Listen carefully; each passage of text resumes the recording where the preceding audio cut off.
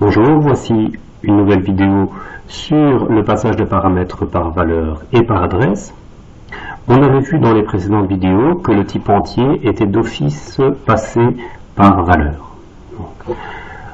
Ici, on va regarder d'autres types de données. On va regarder le type string qu'on connaît bien et regarder un nouveau type de données qui gère aussi les chaînes de caractères qui s'appelle string buffer.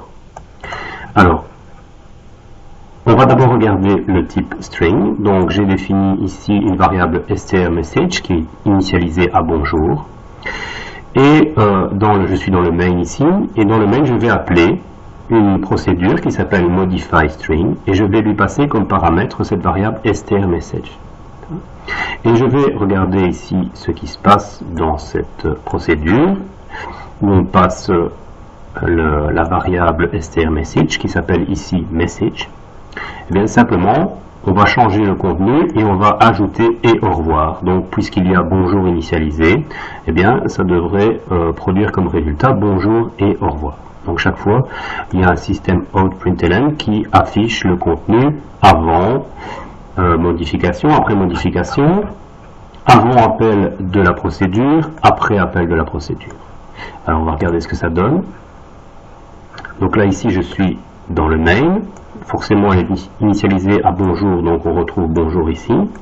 Là maintenant, je suis dans la procédure.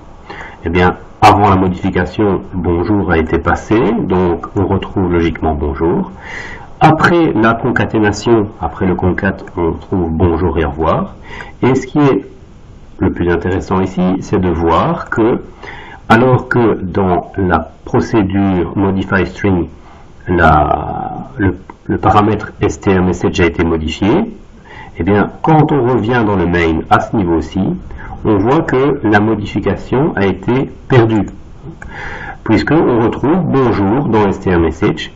Ça veut dire que c'est de nouveau un passage par valeur, qu'il y a deux zones mémoire bien distinctes, une pour la procédure et une pour le programme appelant pour le main. Ce qui fait que quand vous modifiez dans le sous-programme appelé, c'est-à-dire dans modifyString, vous changez la valeur du paramètre, ça n'a pas d'impact dans le programme appelant. C'est bien un passage par valeur. Alors maintenant, on va mettre ça en commentaire et on va regarder comment est passé une variable de type string buffer. Donc la variable s'appelle string buffer message, initialisée à bonjour aussi.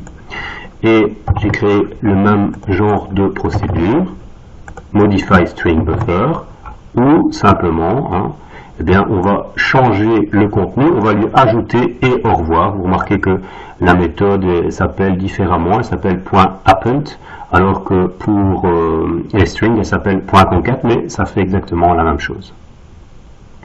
Alors, regardons cette fois-ci le résultat de l'exécution.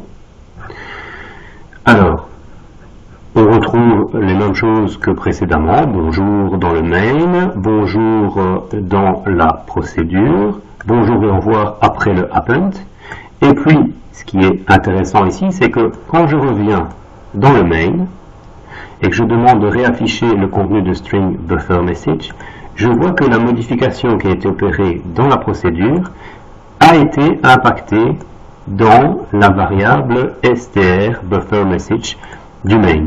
Donc ça veut dire que ici, pour la première fois, on a un passage de paramètres par adresse.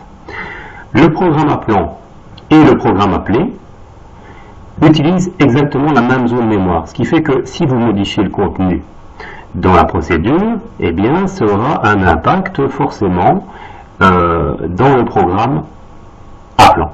Donc c'est la première fois qu'on rencontre un passage par référence ou par adresse, où cette fois-ci on passe l'adresse de la case mémoire. Donc il n'y a pas deux zones distinctes, il y a une seule zone mémoire.